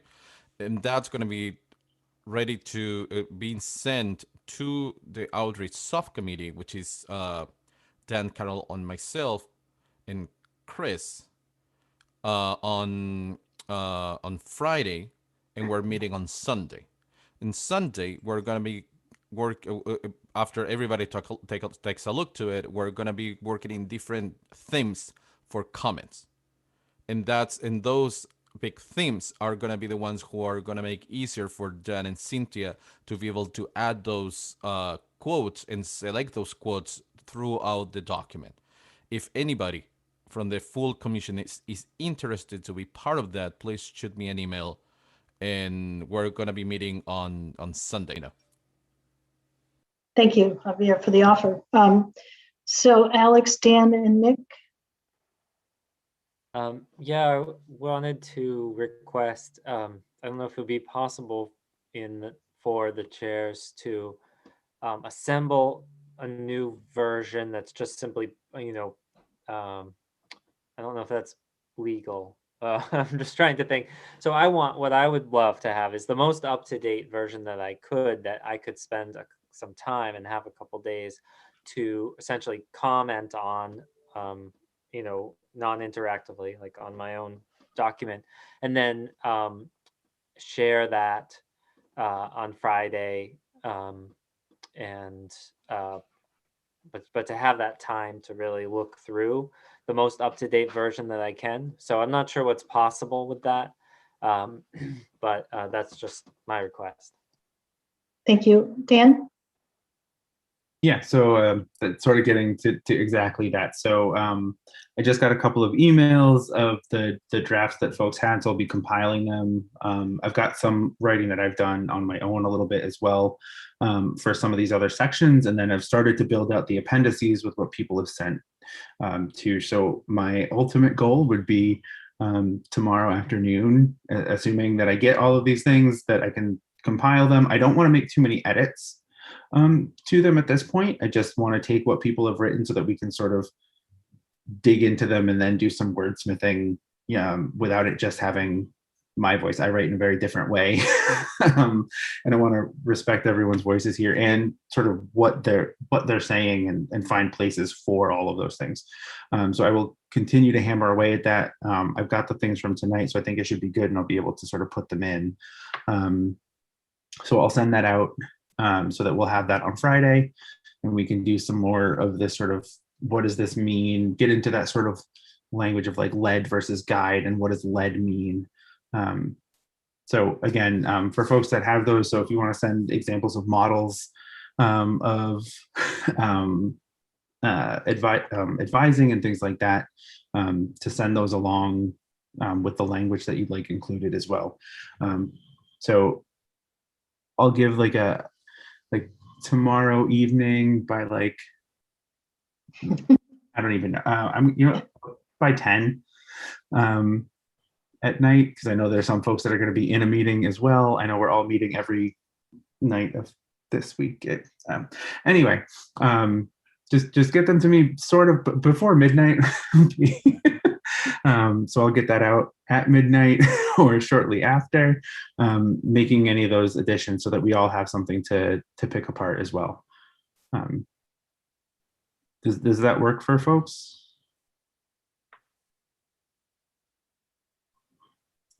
Thank you, Dan. Nick, I know you want to make a motion to adjourn. Is that what you want to do? I actually was going to ask us if we could go for 5 more minutes. I want to respond to Alex and say that the update for the Policies Committee is the report that we submitted. We spent the entire time on the report. It still could be tweaked a little bit more, but it's mostly there, and it's been submitted to Dan. And Dan, you can check with Cynthia if you want to revise any piece of it for the final. And I just would like to hear a word from Budget and Alternatives. So I just want to make sure I see Booker's hand up. And Alex, are you finished? Is your hand okay? So you want to hear from Budget and Alternatives. Booker, did you want to say something before we heard from Budget and Alternatives? Or did you want to, are you muted? So the reason I asked that we yellow those statements that we were discussing 45 minutes ago, I'm not going to be diplomatic because I disagreed with them. So, and I wanted to revisit them, and I would like to be able to revisit them. I don't mind waiting until Friday to revisit them, and that's okay. But because to me, those were really important statements, and the music that goes along with the words in those statements was really important to me. That's my way of saying how you experience those things is important. And I don't mind waiting until Friday to go there. And I just want to highlight that as a thing of what we needed to do. The reason I brought the domestic violence thing is our subcommittee felt like we were in a difficult place about domestic violence. And it's an incredibly important issue, which has been already stated. We didn't feel like I didn't feel like I got enough information from the agencies we talked to have a clear voice about what we thought should occur. I felt like all we knew was it's an important issue. It's not being handled in a way that works for a lot of people. But we didn't hear paths to how that should be done. And that's why I opened that up. But we may not need to talk about that. And if everybody agrees it's a phase 2 issue, which is our way of saying we don't understand what we want to recommend, that's fine. And we don't need to discuss it anymore. otherwise, everything else that's been said, I'm just highlighting, I really want to focus on a couple of how we phrase some important words. Those words were happening in that early part of our document. And that I would like to just have an opportunity to return to that. That's all I'm saying. Thank you, Booker, for reminding us of that. So we have three things: the yellow statement and the phasing question, and then the quotes. And then, is it possible we could have a just looking a quick update from spending? Josie, is that a possibility?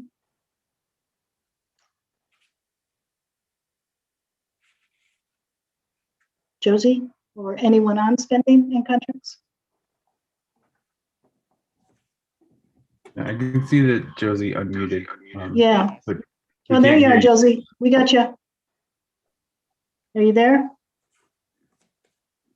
I think he's trying to readjust. Hello? Hello, Josie. You're just kind of faint. Oh, okay. And I guess I can speak louder. All I was saying is the That's last good. committee was with the alternative subcommittee, where we really kind of talked about many of the potential funding and avenues for reallocating money to the new department. As it's been kind of stated in the past, we rely on the recommendations of this commission in order to kind of think fiscally about where to go from here. So we have a meeting on Thursday from 5:30 to 7:30 if anyone wants to come visit and watch that process go down. Thank you, Josie. Thank you, Nick, for reminding us. And seeing no other hands, any motions to adjourn? Move to adjourn. Thank you, Michael. Second from Javier. Noah. Hi. Hi. Like to call the roll? Yeah. Booker, Yes. Dan, Yes. Nick, Yes. David, Yes. Alex, Yes. Javier, Yes. Namdi, Yes. Michael, Yes. Josie. Yes. Yes. Cynthia. Yes. I forget if Carol's still here or not. And Chris Yes. and Elizabeth. Yes. Awesome. Thank you all. Thank you. We'll see you on Friday, same time. Thank you all very, very much. Thanks, everybody. It's 5 o'clock Friday, right? Oh, is it 5? I think so. Let me check. Yes, I think it was so that we could meet and people could still have Friday evening. Yeah, 5 to 7. Okay, fair enough. 5 o'clock. Thank you. Good catch. Just a flash plug. Any writing that people want to send me, I will happily take it. See everybody tomorrow, Thursday, or Friday. Thank you all.